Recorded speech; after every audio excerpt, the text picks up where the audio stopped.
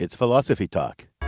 Considering the marvelous complexity of the universe, its clockwork perfection, its balances of this against that, matter, energy, gravitation, time, dimension, I believe that our existence is part of a reality beyond what we understand now as reality. Is it just dumb luck that the universe has just the right settings to support life as we know it? What if we're just a bunch of absurd people who are running around with no rhyme or reason? If the universe had turned out differently, would we even be here to worry about it? Oh, yeah. Yes, I definitely think that this is the best of all possible worlds. It's certainly the most expensive. Is the universe finely tuned or off-key?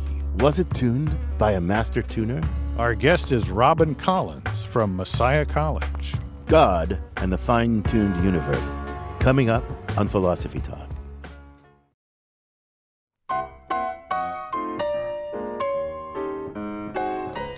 Welcome to Philosophy Talk, the program that questions everything. Except your intelligence. I'm John Perry. And I'm Ken Taylor. We're here at the studios of KALW San Francisco. We continue conversations that began at Philosopher's Corner at Stanford University. That's where Ken and I are professors of philosophy. And today we're philosophizing about God and the fine-tuning of the universe. You know, one of the more persuasive arguments for the existence of God, at least to ordinary people, goes something like this. All of this, that is, the world around us, a world teeming with life and with intelligence, beauty, human beings, morality, all of those things, surely couldn't have come about by accident. It must be due to some intelligent, powerful being, and that's what God is. But, John, all of that stuff you just talked about actually does depend on a series of accidents. Physics teaches us that. The physicist Freeman Dyson says that without a series of lucky accidents, quote, water could not exist as a liquid, chains of carbon atoms could not form complex organic molecules, and hydrogen atoms could not form breakable bridges between molecules. So no life if none of that. Well, it depends on all that, but that isn't to say it's accidental. Not according to the theist. All of those things result from God's deft and deliberate tuning of the universe. Think about gravity. If gravity were a lot stronger than it is, the universe would never have inflated after the Big Bang. It would have remained a naked singularity and totally devoid of life. If gravity were a lot weaker than it is, the universe might have inflated, but galaxies and stars and planets would never have formed.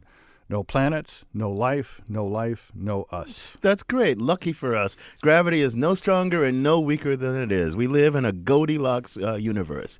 But I don't see how the strength of gravity pulls God into the picture. Well, you think of it as a matter of dumb luck.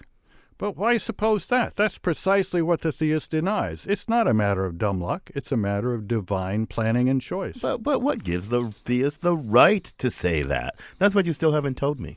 Well, there's two competing hypotheses. You accept the cosmic accident hypothesis. The theist accepts the fine-tuning hypothesis, which is more probable, that the gravitational constant is what it is because God deliberately set its value. That seems to make a lot of sense. Or that it's just the result of some cosmic accident. Well, I got to admit, John, I frankly don't know how to answer your question. If a life-supporting universe is highly probable on its own, well, then there's not much to explain, is there? I know. The theist sees it differently. He thinks our universe is highly improbable, kind of like an inordinately long run of sevens at the craps table.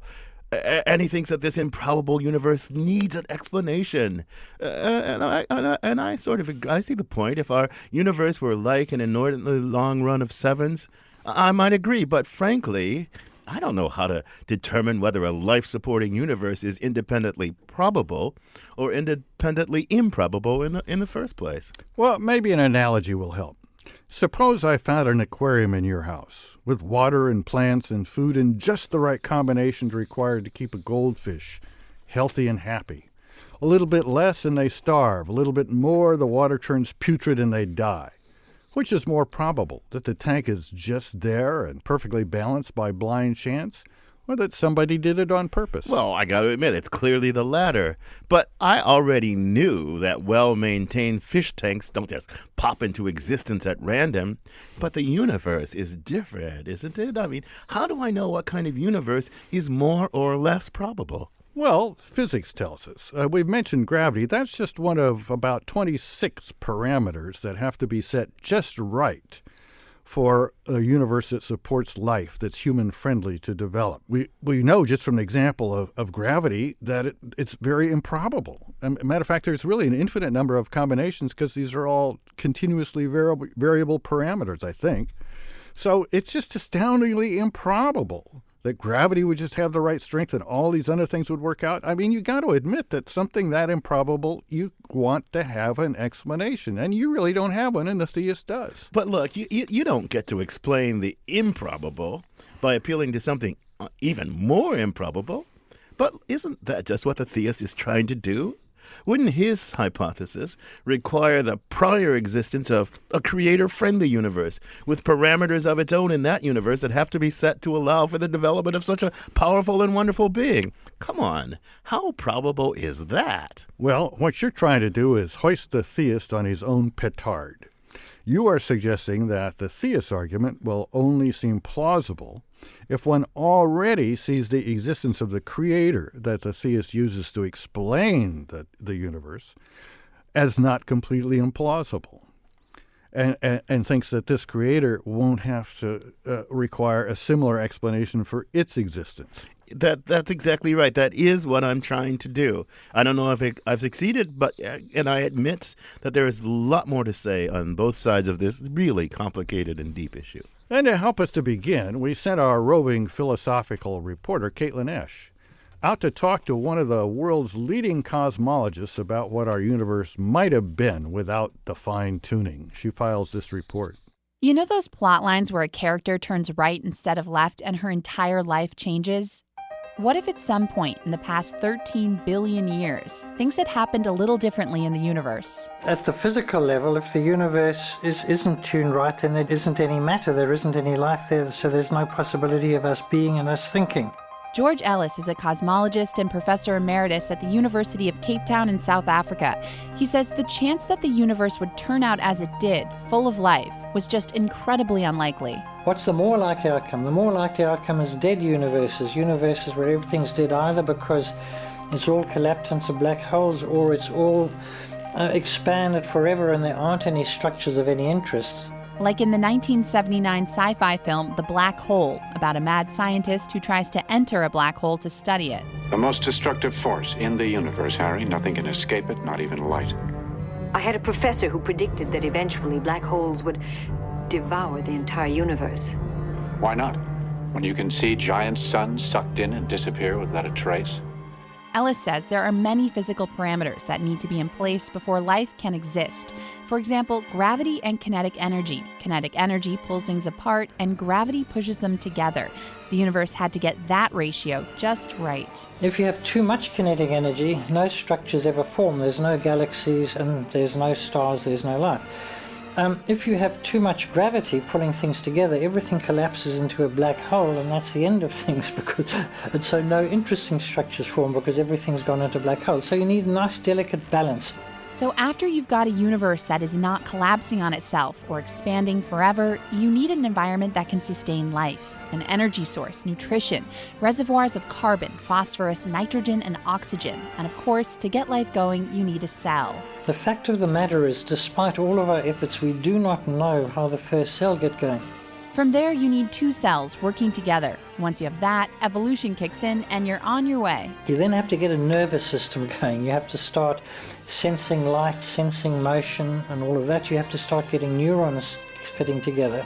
At this point, you have animals that are reacting to things. But how did we get from animals to humans? The step we do not understand in any way is the way in which consciousness arrives, the fact that I can see a picture in my mind of how things are going on, I can hear things, I can feel pain. That step to qualia, to feelings and to consciousness, that we do not understand at all.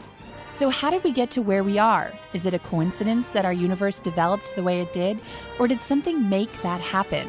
Why this universe with all its people and trees and animals instead of a black hole? What kind of being or purpose or whatever could have done this? You can't answer that. You're in the realm of speculation. And of course, this is what people have speculated for thousands of years. For Philosophy Talk, I'm Caitlin Esch. Wow, Caitlin, thanks for helping me understand what a miraculous, incredible piece of work I am. I'm John Perry, and with me is another incredible piece of work from the Stanford Philosophy Department, Ken Taylor. Today, we're asking about the fine-tuning of the universe. We're joined now by Robin Collins. He's a distinguished professor of philosophy from Messiah College. He's author of many essays on the fine-tuning argument, the most extensive one in the Blackwell Companion to Natural Theology. Robin, welcome to Philosophy Talk. It's great to be here. Robin, your first degrees were in math and physics. I believe you once worked at our linear accelerator at Stanford, which, as far as I know, doesn't have a position for natural theologians. Well, that's correct. Now you focus on the philosophy of religion and especially the fine-tuning argument. So just give us the brief story of this interesting journey. How'd you get there?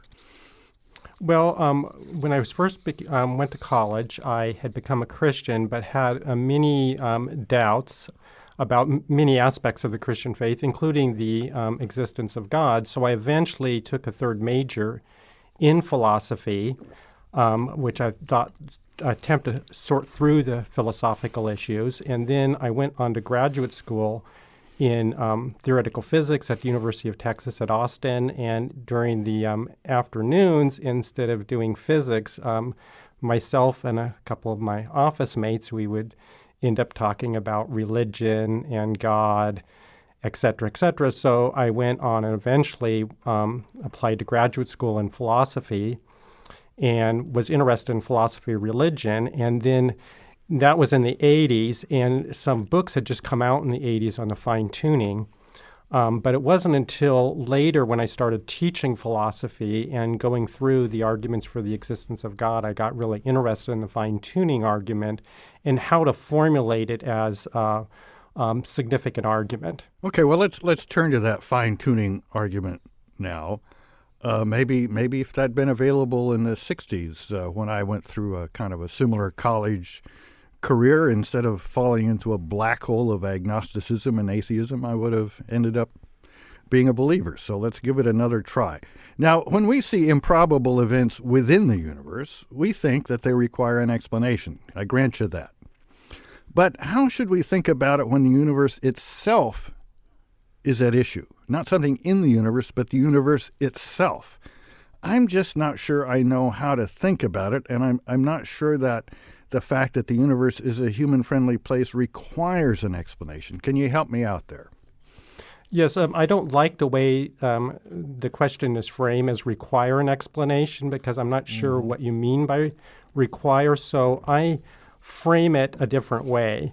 I frame it in terms of the fine-tuning of the universe, or the fact that there is a universe that allows for what I call conscious embodied agents such as ourselves, offers strong evidence for the existence of God over the naturalistic alternatives, such as that there's just this universe and it happened by accident. So it's much like in the case of a courtroom, you might say that the fingerprints on the gun count as strong evidence that that the defendant is guilty, but you wouldn't say that necessarily, you wouldn't know just from that the best explanation for those fingerprints being on the gun was the defendant is guilty, because would be a lot of other evidence you would have to take into account. Just let me just stop you briefly. I mean, I you don't like this requiring, but you say there has to be something that to be explained.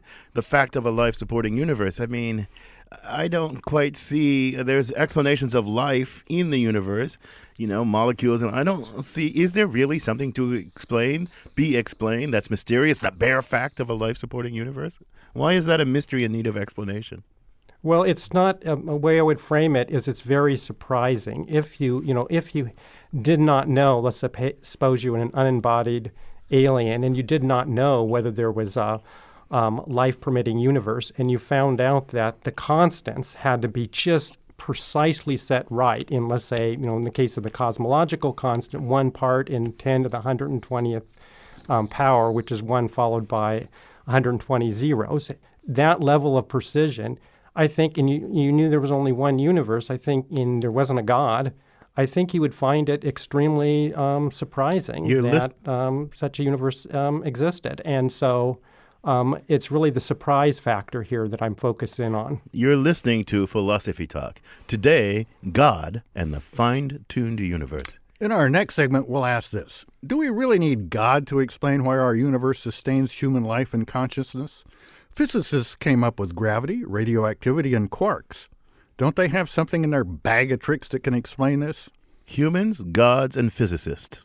Plus your calls and emails when Philosophy Talk continues.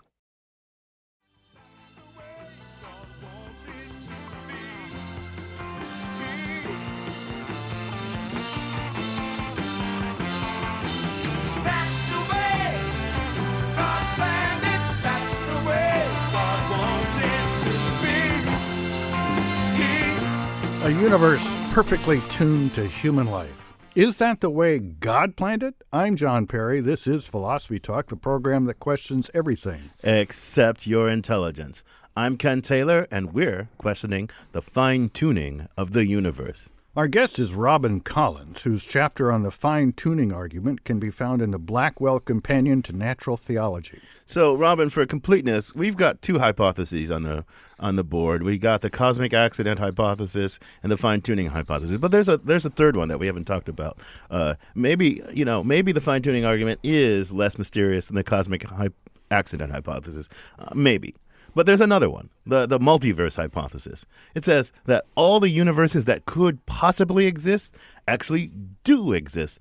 And unsurprisingly, back to your surprise factor, unsurprisingly, we exist in the one that supports life. Now, isn't that hypothesis less mysterious than your fine-tuning hypothesis? Well, first of all, I wouldn't frame it in terms of being less or more mysterious. It's a question of surprise. But with regard to that hypothesis, I think there are 4 objections to it. And I'll just mention one of the primary objections here. And that is that I think that hypothesis, at least to some extent, kicks the fine-tuning up one level to the universe generator itself. Now, that's the most common kind of hypothesis there, that there's some physical process that generates many, many universes. But if you look at details of the kinds of physical processes proposed, they require just the right laws and mechanisms to, first of all, generate universes and then vary the constants of the universe. And they have to have further just the right laws even for one of those to become life-permitting.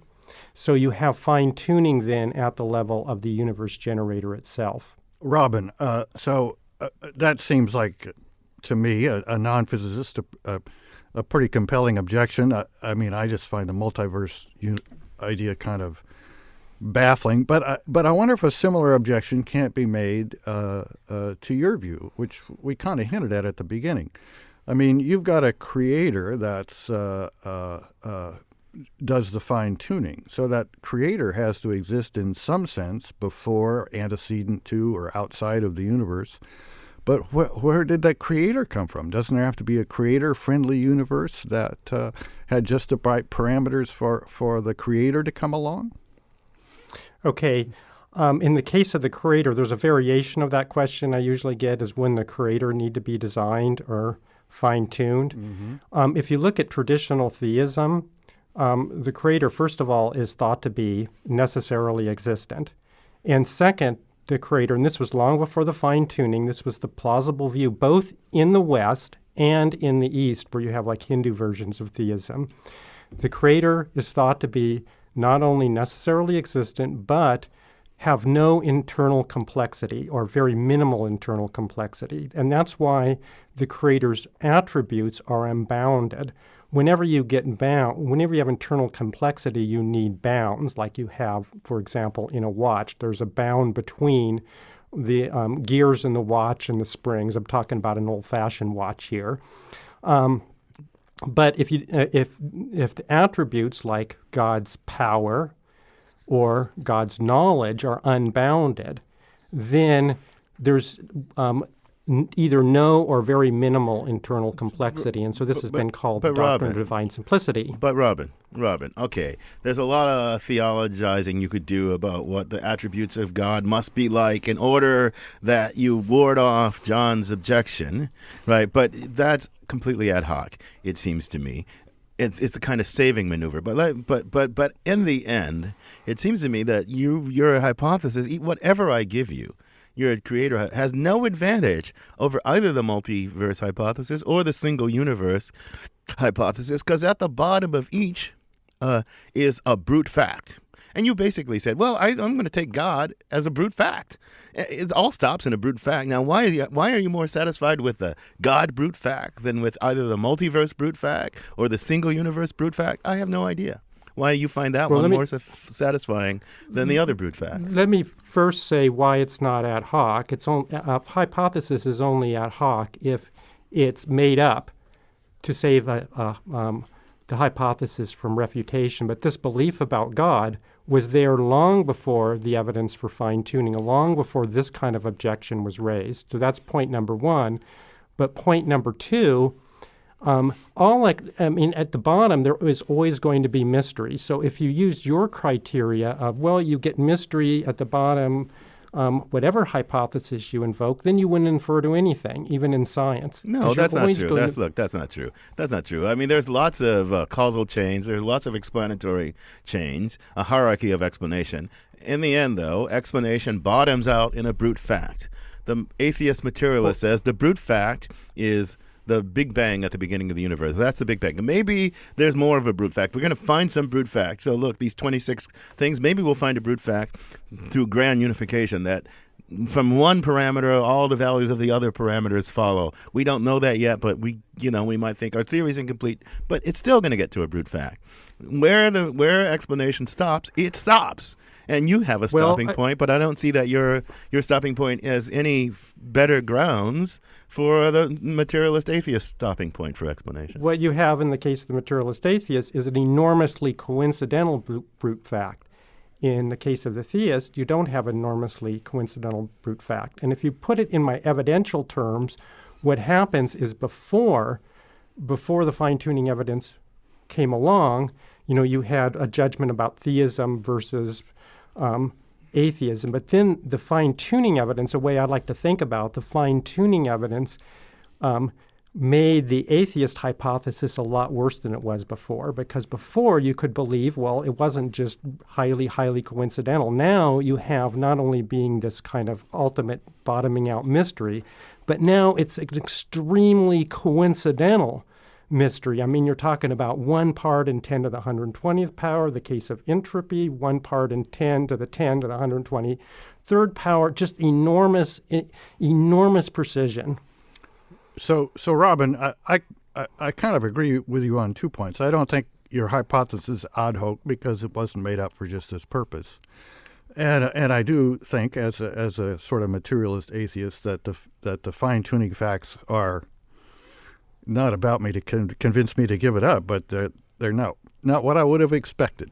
But let's go back to this simple God. Now, you didn't make that up. It's not ad hoc. It's been around for a long time.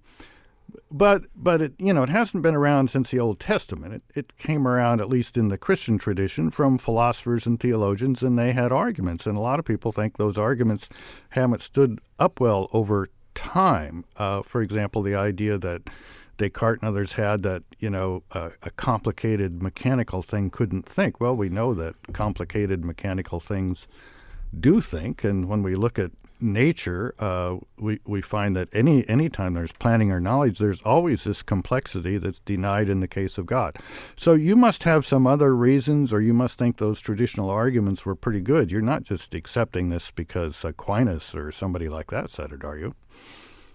Well, you don't have to think the arguments are necessarily evaluate how good they are. Sure, I mean, without the fine-tuning evidence or other factors, one will have doubts about the logical coherence of this hypothesis about this kind of unbounded being, whether it makes sense.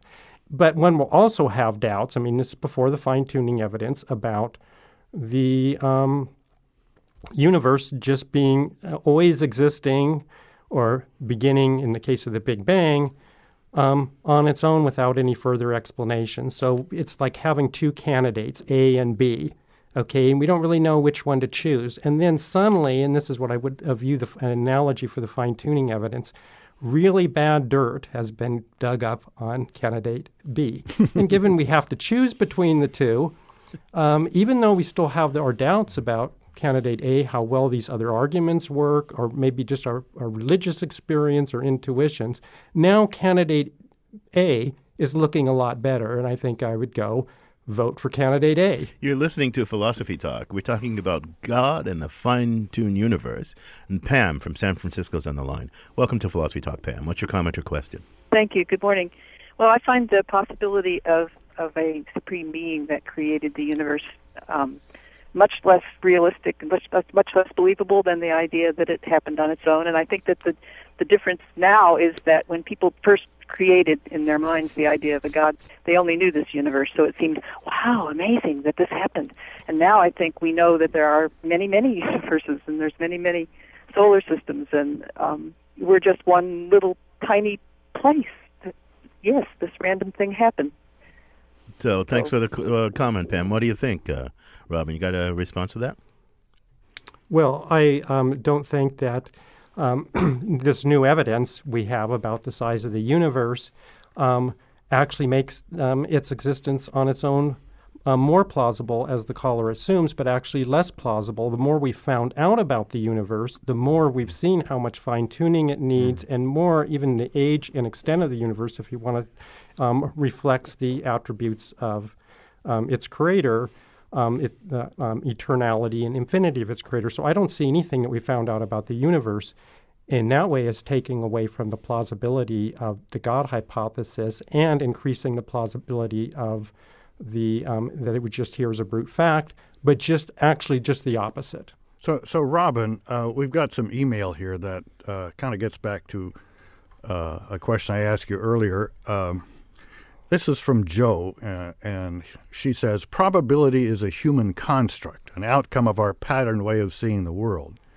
We can't talk about how probable this world is. It simply is or isn't, and it happens to be. So it's 100% probable. So the idea is there's something strange about taking the universe as a whole and saying that it fits into this logic of probability, which is what we use within the universe. So what do you say about that? Well, we do talk about probability. You want to see whether you can meaningfully talk about probability of the entire universe being a certain way. I don't see why not. I mean, there's a particular kind of probability you have to talk about here, what's called epistemic probability, which is the measure of the rational degrees of belief in a hypothesis. And I think scientific inference actually depends on being able to talk about probabilities in this way. For example, in the confirmation of atomic theory, there was like 13 different methods of predicting Avogadro's number, and it was taken to be, if atomic theory was false, extremely coincidental that all those different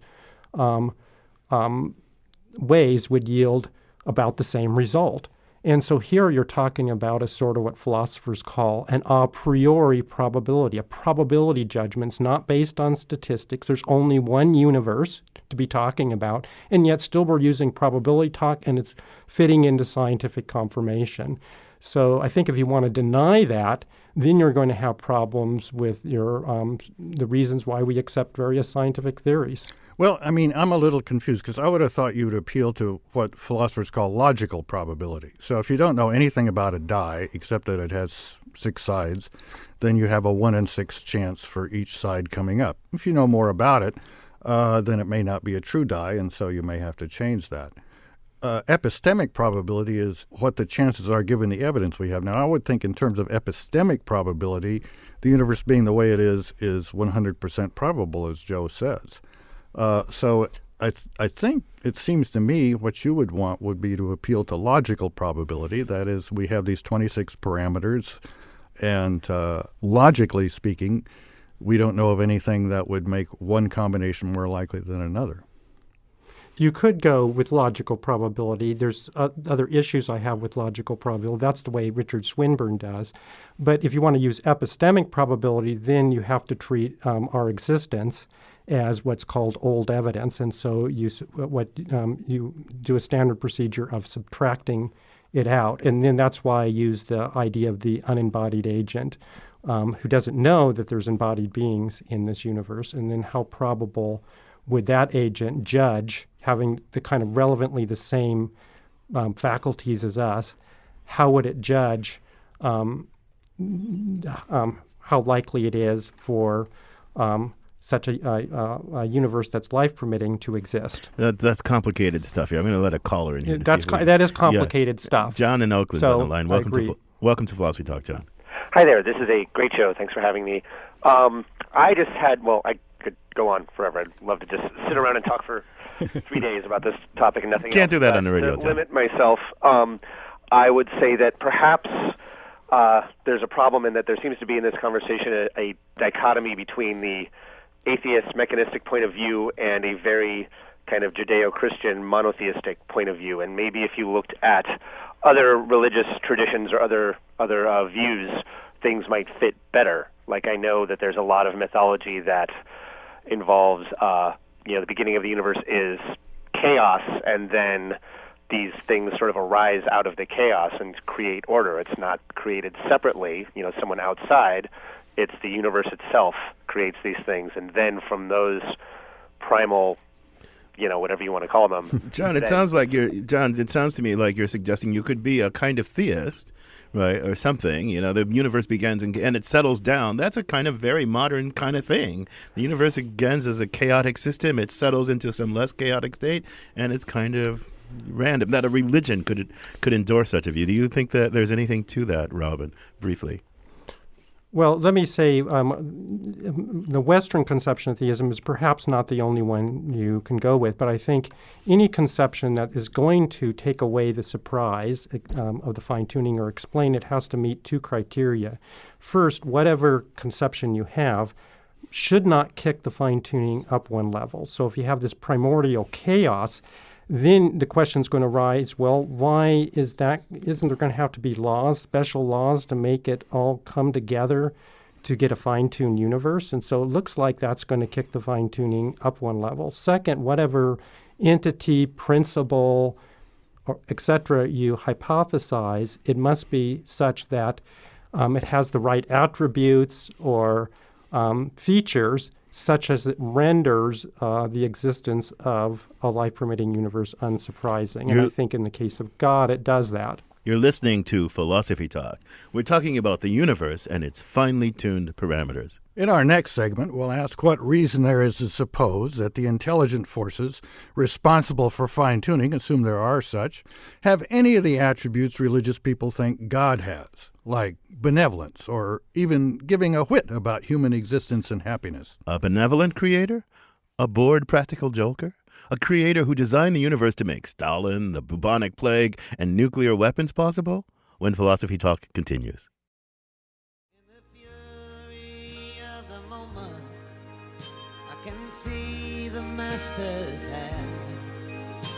In every leaf that trembles, in every grain of sand.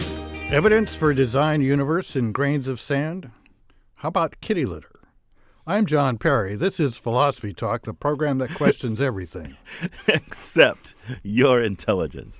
I'm Ken Taylor. Our guest is Robin Collins from Messiah College. Robin, at the end of Hume's dialogues, Hume's mouthpiece, Philo, like Hume, a very skeptical person, agrees that the most likely hypothesis for human life is that the source of order in the universe bears some remote analogy to human intelligence.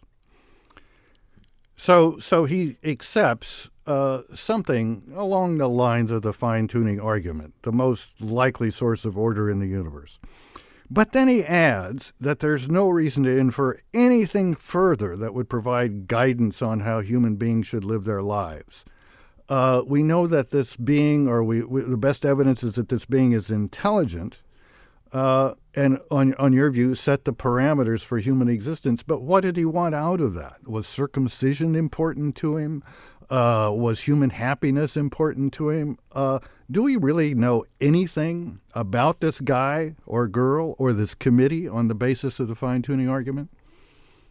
I think you do. I mean, once again, you got to look at my confirmation theory version of it.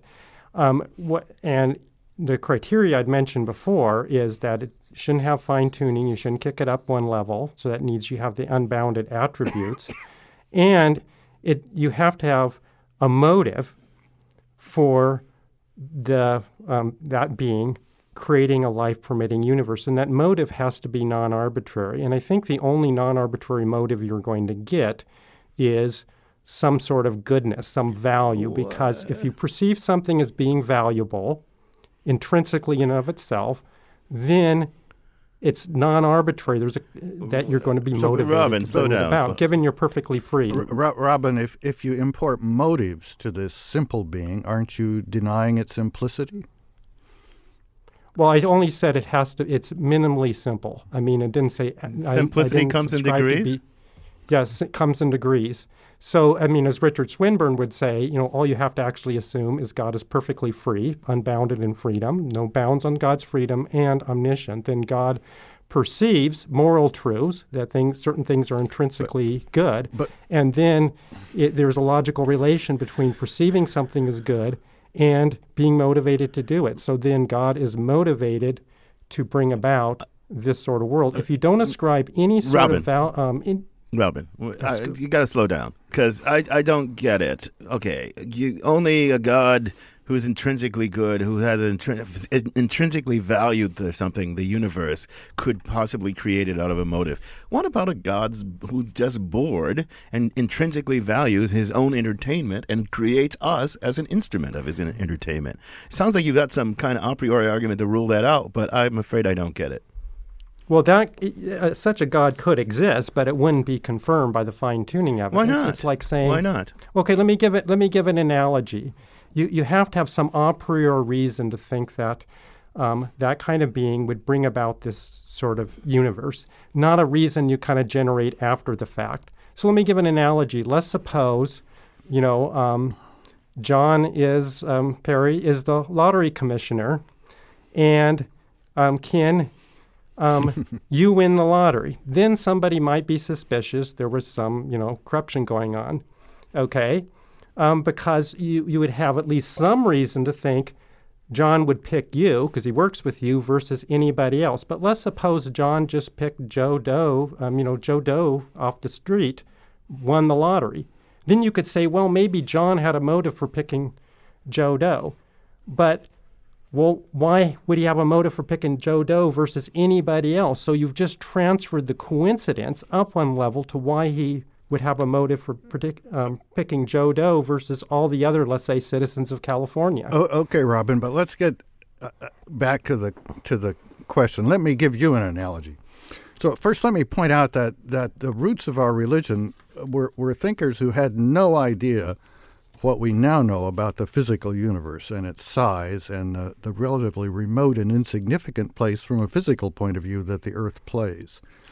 So for them, it was very reasonable to suppose that if this thing were created, that humans and human experience must have been central. But now it seems like it's more like if you were in the New York subway system and you said, good Lord, this is a perfect place for rats.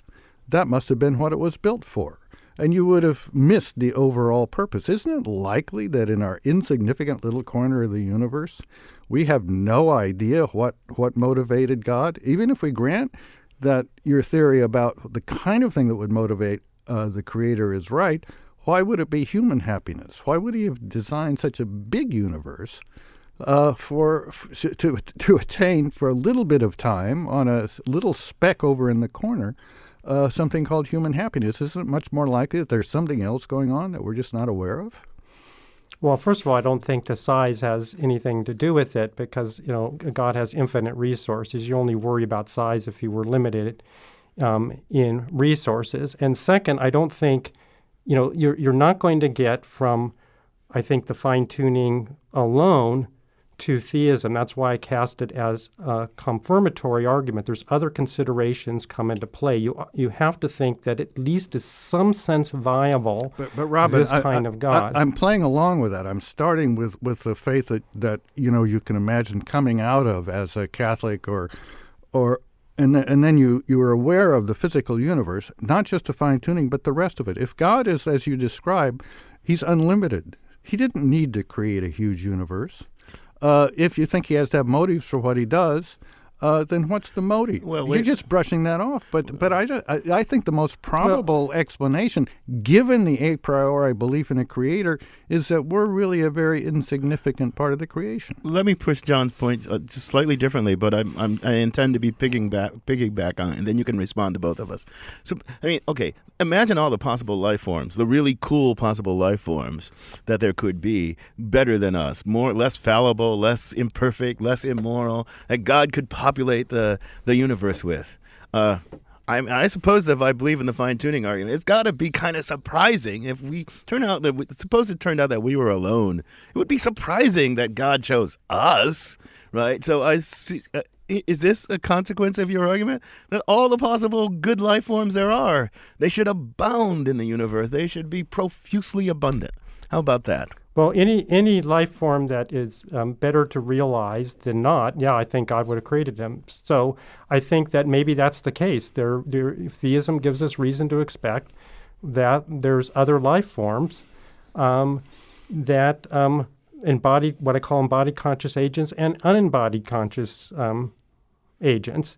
But I think that all I have to argue for here is that there's a particular value realized by a certain kind of being, what I call embodied conscious agents, that are vulnerable to each other in the environment. And I think a certain kind of moral value is realized, and that's being able to exercise certain kinds of virtues and the consequences of that, like courage, self-sacrificial love, and things like that. But I'm open to, in fact, I think it's likely that there's not only other beings in somewhere else in the universe. The universe is enormously large, much larger than even what we can see, and maybe lots and lots of other universes. So I'm very sympathetic to theistic multiverse hypothesis. Well, kind of like the Narnia tales. Your description of God's motive sounds very anthropomorphic to me. Courage. I don't know why a perfect being, unlimited and simple, would place any value on courage. I mean, that's a football coach's or a general's virtue. I myself would expect a sense of humor to be much more important, and I would expect God to be a bit of a joker. Well, do you think like self-sacrificial love is valuable? Of course, I think those things are valuable. I don't know if they're valuable to me. I don't know if they're valuable to God. It sounds like, look, suppose that God had stopped at the dinosaurs. Would your argument say that God couldn't possibly have stopped at the dinosaurs? Because they wouldn't be these moral agents, blah, blah, blah. Is that what you think? Well, I would think that God would have a reason to not stop at the dinosaurs. It might not be an absolutely compelling reason, but it would be a reason if human beings or beings like us are valuable and God is perfectly good, then God has a motive to bring those about. Now, you have to buy into sort of objective value here. So there's a series of hypotheses. There's the theistic hypothesis. Conjoin that with the hypothesis that these things we normally think to be intuitively valuable, like self-sacrificial love, indeed are. That conjunction of those hypotheses renders it unsurprising we have this kind of universe, whereas the atheistic one, it's very surprising. So once again, that conjunction now is confirmed over the other. That would be the proper way of formulating Yeah, but this, Robin, it's an impressive intellectual putting things together, but I just don't think it works. I don't get from a simple, uncomplicated being with infinite powers to self-sacrificial love. Self-sacrificial love is a human phenomenon. It's a rich part of human experience. There's nothing about human experience that suggests that it's particularly rewarded. It's a teenage virtue by and large. Why a creator with the power to set the basic parameters of the universe would give a twit about self-sacrificial love completely eludes me.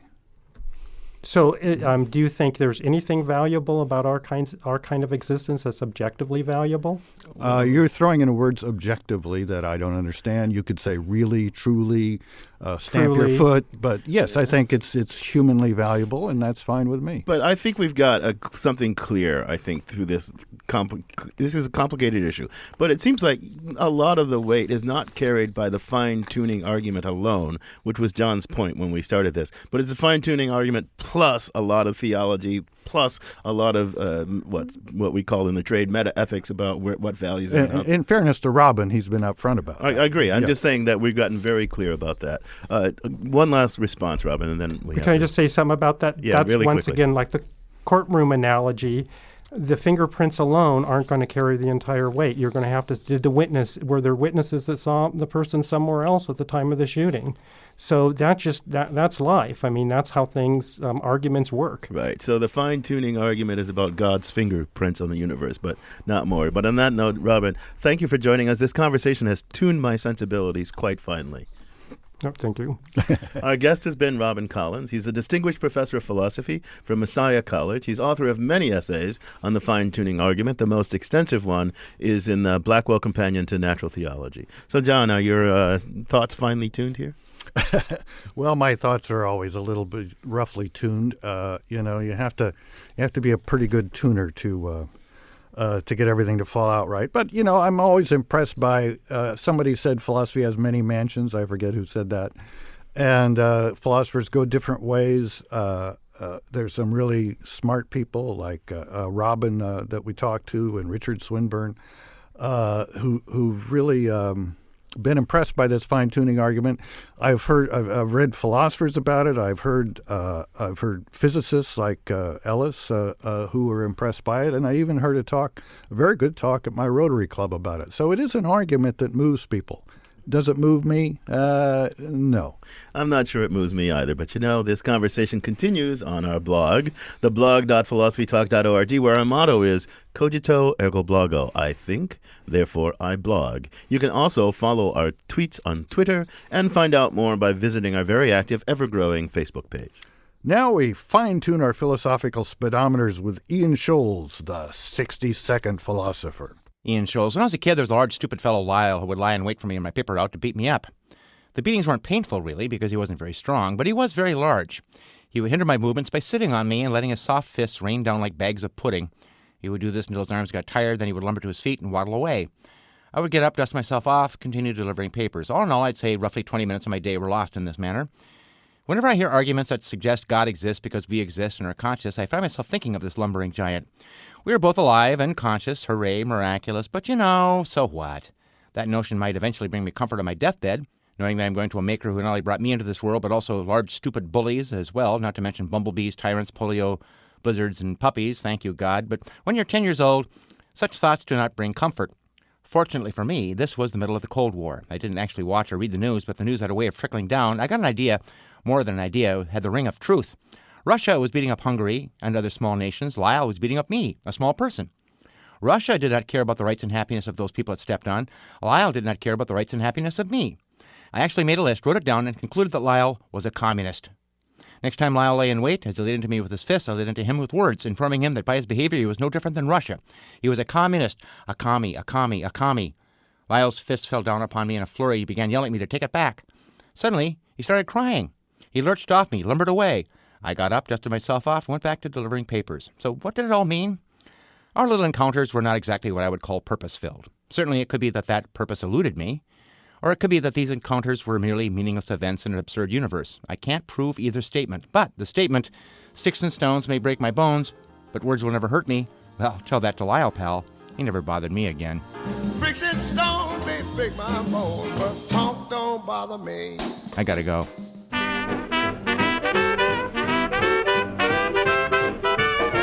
The Wisdom of the Ages, in a nutshell, from Ian Scholes, the 60-second philosopher.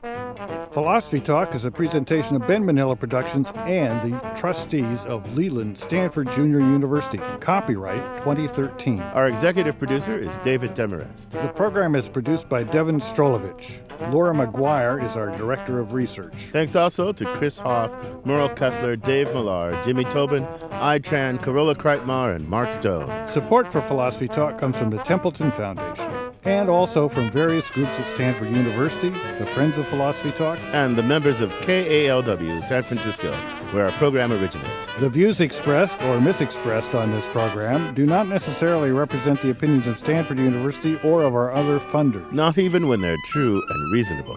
The conversation continues on our website, philosophytalk.org. I'm John Perry. And I'm Ken Taylor. Thank you for listening. And thank you for thinking.